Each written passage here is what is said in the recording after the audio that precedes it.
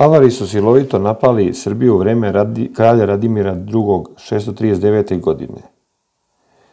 Vrlo brojna avarska vojska upala je u Srbiju i poharala njene pokrajine Dalmaciju, Istru, Meziju, Dardaniju, Rašku i Prevalu. Avari su osvojili tvrđavu Klis u Dalmaciji, a zatim su do temelja razorili gradove Solin, Split i Epidaur 640. godine. Uoči avarskog napada Srbija je bila u velikom neredu. Buktili su sukobi između hrišćana i pagana. Car Radimir, koji je bio pagan, u tim sukobima je progonio hrišćane. Loše stanje u Srbiji olakšalo je prodor Avara, a možda ih je baš i ono i privuklo. Bilo je kako bilo. Car Radimir je nestao 639. godine, a njegov naslednik, čije ime nam nije poznato, poginuo je prilikom avarskog osvajanja Splita, Solina 640. godine. Poslednji plemić iz dinastije Svevladovića pokušao da uspostavi carsku vlast u Skadru, ali u tome nije imao mnogo uspeha. Avari su bili jedan hunski nomadski narod iz centralne Azije. Srbi su ih prvi put upoznali još dok su bili na reci Obru u Sibiru, pa su ih tako po imenu te reke nazvali Obri. Sa Avarima je prvi uspostavio veze car Justinijan 558. godine, tražeći svuda saveznike za rat protiv Srbije. Te godine je sklopljen savez između Rimske carevine i Avara, koji su još bili u centralnoj Aziji. Avarski naslednik po imenu Kendonih posjetio je Carigrad, zatim Spatar i Valentin je posjetio avarskog Hagana. 10 godina kasnije Avari su bili u Besarabiji i kao saveznici rimske carevine otpočeli su napade na Srbe i srpske saveznike u Podunavlju. U ratu između Romeja, Rimljana i Srba iz Dačke Srbije 578. godine i 579. godine Avari učestvuju u borbama na strani Romeja. Kad je taj rat završen srpskom pobedom, Srbi su prešli Dunav i poharali celu Trakiju i Grčku. Zatim su Avari 592. godine napali Jadransku Srbiju i nesumnjivo je da su to učinili na poziv Carigrada. U tom napadu su bili tako potučeni da je njihov Hagan morao da se spasava bekstvom preko Dunava. Politika Vizantije je bila da sve poludivlje nomadske horde upućuje u napade na Srbe i na pljačku srpskih zemalja, što je posebno dolazilo do izražaja u slučaju Avara. Vizantinci nisu isplaćivali redovno ugovorenu platu avarskim ratnicima, pa su se ovi bunili i pljačkali i vizantijsku teritoriju. Pa i pored štete od avarske pljačke, Vizantinci su smatrali da je za njih mnogo korisnije da drže Avare stalno spremne za ratne pohode radi pljačke. To se pokazalo svrsishodno kada je Vizantija napala Dačku Srbiju 594. godine. Čim je vizantijska vojska prešla Dunav, ogromna avarska horda se odmah pridružila njoj, pa su tako udruženim snagama pobedili srpskog vojvodu Ardagasta i zarobili kneza Mužoka na reci Jalomici. Sljedeće godine napadači su poraženi i proterani iz Dačke Srbije. Avari potom upadaju u Ilirijsku Srbiju i razaraju grad Veliku koji se nalazio blizu reke Save. Severozapad od Banja Luke je bio taj grad. Srpska vojska je stigla Avare kod pomenutog grada, potukla ih i otela im sav plen i proterala iz Srbije. U novom ratu između Vizantije i Dačke Srbije, 602. godine, Avari nisu učestvovali, pa su Vizantinci bili teško poraženi. Znači, pobedili su Srbi. Nezadovoljna vizantijska vojska se pobunila i ubila cara Mavrikija. Avari se ponovo bune protiv svog poslodavca Vizantije 619. godine, pa im ona ponovo daje platu i obećava da će im priznati kao njihov posad cijelu Panoniju ako je osvoje. To je bio otvoreni poziv Avarima da napadnu panonske Srbe koji tada nisu raspolagali znatnijom vojnom silom. Avari su i taj nalog izvršili, pa se cijela avarska horda sručila na Panonsku ravnicu. Avarska azijska konjica je kao oluja jezdila Panonijom i gotovo je celu zauzela. Avarska pljačka je i zločini ubrzo nateraše na pobunu Srbe iz Moravske 523. godine. Pod vojstvom Sama, koji je proterao Avare na jug Panonije i stvorio veliku kraljevinu. Avari su se zadržali u južnoj Panoniji sve dok nisu ojačali, pa su 639. godine ponovo upali u Ilirijsku Srbiju. I taj napad Avari su preduzeli u sporazumu sa Vizantijom po nalogu cara Heraklija. Vizantinci su bili obavešteni o lošem stanju u Srbiji jer su baš oni preko crkve izazivali sukobe između hrišćana i pagana, a zatim su se pojavili kao zaštitnici hrišćana. Pominje se zapovest koju je car Heraklije izdao Avarima za napad na Srbiju. Također se pominje i naredba Keleusis Jusio, kojim je car priznao Avarima pravo na svoje osvojene zemlje u Srbiji. Posle upada Avara u Srbiju, vizantijska mornarica je napadala srpske primorske gradove tako da su 640. godine istovremeno Avari napali sa kopna, a Vizantijci s mora. Dva srpska grada koja su pružala najjači otpor, Solin, to je Split, i Epidaur, Dubrovnik, posle osvajanja Avari su potpuno razorili, a ostale primorske gradove zaposlili su Vizantinci. Srbiju je posebno teško pogodilo razaranje grada Solina, Splita, jer je ovaj grad tada bio prestonica Srbije i sedište srpske arhijepiskopije. Vizantija je želela da uništi tu arhijepiskopiju, a za Avare je ona bila privlačna samo toliko koliko su mogli da opljačkaju njene hramove. Sve okolnosti navode da zaključak da je razaranje antičkog grada Solina, Splita, sedišta srpskog vladara i crkve, delo Vizantije, iako se ona pritom poslužila avarskom rukom. U tim teškim danima pojavljuje se srpski vojvoda Zvonimir, od crkve proglašen Svetimir, koji prikuplja vojsku u Bosni i preduzima odlučnu borbu protiv Avara 640. godine. Na čelo svoje srpske vojske, vojvoda proteruje Avare iz Bosne, Mezije, Dardanije, Raške i Duklje i potpuno ih poražava u Dalmaciji 641. godine. Prilikom progona Avara iz Duklje, Svetimir je uhvatio i pogubio poslednjih plemića iz dinastije Svevladovića, koji je bio potpuno nesposoban i beznačajan, tako da mu istoričari nisu ni ime zapisali. Ostaci poraženih hordi povukli su se na sever preko reke Save krajem 641. godine. Znači, ostaci poraženih hordi Avara su se povukli na sever preko reke Save krajem 641. godine. Posle pobede nad Avarima, vojvoda Svetimir se kruniše za kraja Srbije. U Skadru je bio Solin, gde je bio uništen i tako je osnovao novu dinastiju Svetimirovića.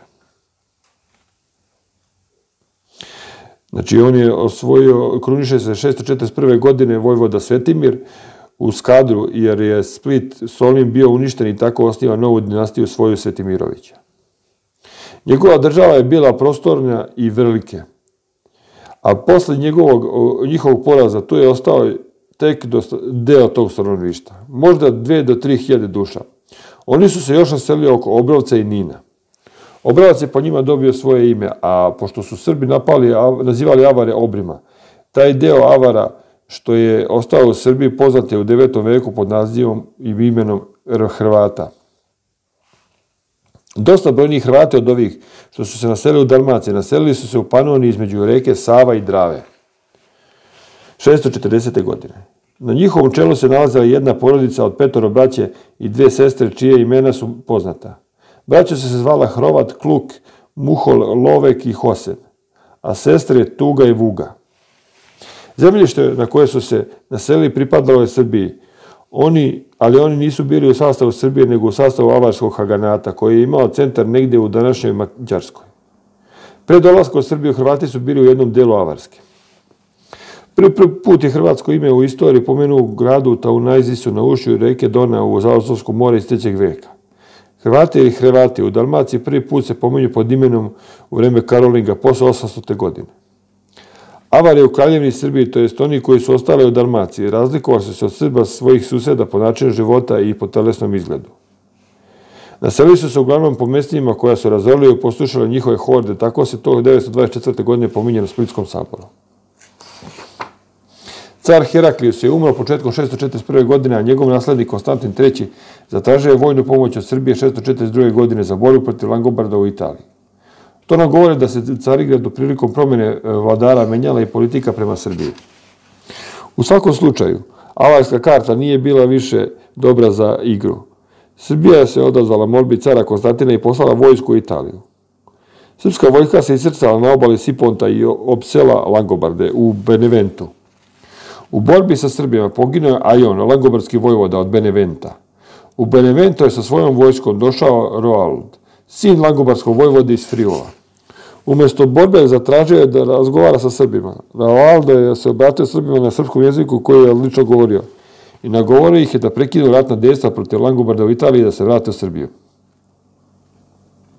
Ime ovog langobardskog vojvode i njegov odlični srpski jezik pokreću niz pitanja. Njegovo ime je latinizirani oblik imena Rodovlad. Iako je on mogao da odlično govori srpski, ako taj jezik nije govorio u njegovoj kući, kako je mogao da ga govori? Mnogi pisci srednjeg veka govore da su Langobardi Sloveni. To znači da su oni jedino srpsko pleme iz Sarmatske Srbije. Taj slučaj sa vojvodom Rodoaldom govori u prilog njihovih izjava. Prilikom razaranja grada Splita, Solina, uništena je arhijepiskopija i sve sveštenstvo pobijeno. Poslednji arhijepiskop se zvao Todor III. Na terenu porušenih gradova Solina i Epidaura sagrađeni su novi Split 647. i Dubrovnik 643. godine. Za novog arhijepiskopa u Dalmaciji po volji Rima postavljen je Jovan iz Ravene 650. i 680. godine. Novi kralj Srbije Svetimir dao je crkvi velike povlastice, oslobodio je od plaćanja poreza i pomogao da se obnovi i ponovo organizuje, a Svetimir je pomogao pokrštavanje svojih podanika koji nisu bili još kršteni. Ali nije dozvoljavao sveštenstvu da pokrštavanje vrši nasilno. Jovan Ravenjanin je 670. godine u kraljevu podršku pokušao da pokrsti Avare Hrvate, ali u tome nije uspeo. Treba reći da je se tad još i Srba koji nisu hteli da prime hrišćanstvo bilo. Među takvima su bili, na primjer, Nerevtljani koji su gledali na hrišćanstvo kao na jednu tuđinsku versku organizaciju. Uništavanjem stare solinske splitske arhijepiskopije uništene je stvari samostalnost srpske države u Dalmaciji. Kada je za arhijepiskopa došao Maksim 593. godine, odnosi između njega i pape Grigorija I. bili su potpuno prekinuti. Intervenisao je car Mavrikije i nagovorio Maksima da se pomiri sa papom, pa je došlo do nekog pomirenja između njih. U Raveni 599. godine. U obnovljenoj arhijepiskopiji novog arhijepiskopa Jovana Ravenjanina postavio je papa i stavio ga pod svoju upravu. Tako će biti sve do 732. godine kada su se sve ilirske eparhije potpale pod vlast carigradskog patrijarha. Kralj Svetimir je umro 671. godine, a nasledio ga je sin Budimir zvani Svetolopek. Njemu je također crkva dala ime koje označava dete svetog povoja, odnosno i svetih pelena. Kralj Budimir je 711. godine stvorio novu upravnu podelu Srbije, a uveo je dobro organizovano sudstvo. Tada je uvedena podela Srbije na Banate i Župe. Banat je prvenstveno bio vojna oblast, istovremeno i civilna uprava jedinica na čijem celu je stajao ban. Bana je ponekad postavljao kralja, a u nekim slučajevima ga je birao i narod. On je bio najviši predstavnik kraljevske vlasti u dotičnom Banatu, a u stvarnosti je tek bio jedan od visokih činovnika. Župani su bili civilizovani činovnici, starešine župa.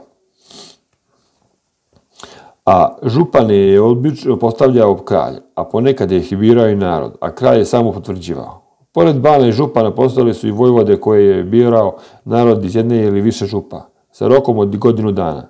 Njihova dužnost je bila da vode vojsku iz svojih župa u rat, na poziv bana ili kralja. Sva ova zvanja su ponekad bila i nasledna, ali to je više bio slučaj nego pravilo. Nasledna zvanja su bila kneževska, a kneževa je bilo od vrlo različitih važnosti, od malih seoskih kneževa pa do stvarnih vladara pojedinih oblasti. Sudije i poreznici su ostali činovnici postavljali su obično sa rokom od godinu dana.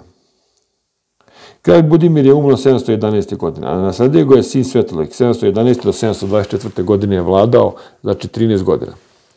Znači Svetolik je vladao 13 godina. Posle Svetolika na presto dolazi njegov sin Vladislav od 724. do 727. znači 3 godine. A njega nasledio njegov mladi brat Tomislav, 727. je vladao do 744. Znači ovaj je vladao 17 godina, Tomislav. Za vreme vladavine ovih kraljeva nema podataka o važnijim događajima, pa možemo pretpostaviti da je sve to vreme bilo doba mira. U vreme vladavine Tomislavovog sina Svebislava, 740. do 760. godine, proširene su granice Srbije na severu i severoistoku. Jedan podatak iz 756. govori nam da je Panonska pokrajina Savija, to je dosadašnja Slavonija, današnja Slavonija, bila u to vreme u sastavu Srbije, da se Srbija graničila u severu sa Avarima, a na istoku sa Bugarima. U to vreme Bugari su se nalazili na donjem Dunavu, na levoj obali ove reke. U Vizantiji, u vreme cara Konstantina Koprim, koji je na čuvenom ikonobojačkom saboru 754. godine stvorio ogroman nered u crkvi. Posljedice tog verskog nereda osjećali su se u Srbiji, pošto je crkva bila tada pod upravom carigradskog patrijarha. Na severu se 756. godine rimski arhijepiskop proglašava za zemaljskog vladara kome fruški kralj Pepin poklanja na upravu delove Italije. I na istoku i na zapadu hrišćanska crkva je sve više odvajana od svoje stvarne namene i korišćena u čisto političke svrhe. Rimski arhiepiskop pod nadimkom papa nastoji da bude novi rimski imperator, a u Vizantiji je crkva svedena na obično oruđe iz Carigradskog dvora. I jedni i drugi bili su prema Srbima podjednako neprijateljski rastrojeni. Kralj Svebislav je 760. godine podelio Srbiju na dva upravna dela i dao svakom od sinova po jednu polovinu države na upravu. Stariji sin Razbin, koji je vladao 760. do 768. godine, dobio je na upravu južne krajeve Srbije, od Istre do Makedonije. Njegov mlađi brat Vladimir dobio je na upravu severne krajeve Srbije, Slavoniju, Vlašku, Rašku i Bosnu. Vladimir je vladao 760. do 781. godine, a posle smrti brata Razbina objedinio je severnu i južnu Srbiju. Kralja Vladimira nasledio je sin Karamir. Znači, kralja Vladimira nasledio je sin Karamir od 781. do 789. godine, znači 8 godina je vladao i u vreme njegove vladanje počinju sukobi među Fruške i Srbije. Fruški kralj Karlo Veliki nastoji da pridobije pogranične velikaše u Srbiji, nudeći im vrlo velike privilegije ako se odvoje od svog vladara i postanu njegovi vazali. Pored tih primamljivih ponuda, Karlo je doveo i velike vojne snage na granicu Srbije. 3 srpska zapadna Banata su bila ugrožena od Fruga. Istra, Japodija i Banat, Like i Krbave. Kralj Karamir je došao sa svojom vojskom u ove zapadne Banate. Vođene su u nekakve borbe u pograničnom predelu Srbije, ali mi o tim borbama nemamo opširnih podataka. Jedino je poznato da je kralj Karamar bio ranjen i da je od posledica tih rana umro 789. godine. Znači, Karamir je bio ranjen i od tih posledica je umro 789. godine. Karlo Veliki nije uspeo da osvoji ni jedan od pograničnih srpskih Banata. Novi kralj Srbije postao je Karamirov sin Tvrdoslav. Znači, Karamirov sin Tvrdoslav je postao kralj i vladao je od 789. do 794. godine. Taj Tvrdoslav je sproveo preuređenje državne uprave i sudstva u zapadnim srpskim Banatima. Narodu je dao velike povlastice i tako učvrstio svoju vlast u tim oblastima. Karlo Veliki je, počevši od 791. poveo ratnički i veliki rat protiv Avara i Hispanonije, pa su njegove vojne snage bile zauzete u tom ratu. Fruška sila se ponovo ustremila na Srbiju 794. godine, kada je uspela da od Srba osvoji Istru. Kralj Tvrdoslav je vodio veliki rat sa Fruzima, znači sin Karamira. Tvrdoslav je vodio veliki rat sa Fruzima i sprečio njihov dalji prodor u Srbiju, ali Istru nije uspeo da povrati. U tome ga je sprečila iznenadna smrt kada je sa vojskom bio u Lici. Pošto Tvrdoslav nije imao naslednika, vlast je preuzeo vojvoda Oštrivoj, koji je bio u srodstvu sa kraljevskom kućom. Vojvoda Oštrivoj je ostao 2 godine sa vojskom u zapadnom srpskim predelima, sve dok fruška opasnost nije potpuno otklonjena. Potom je došao Skadar i postavio se na presto Srbije svog sina Tolimira.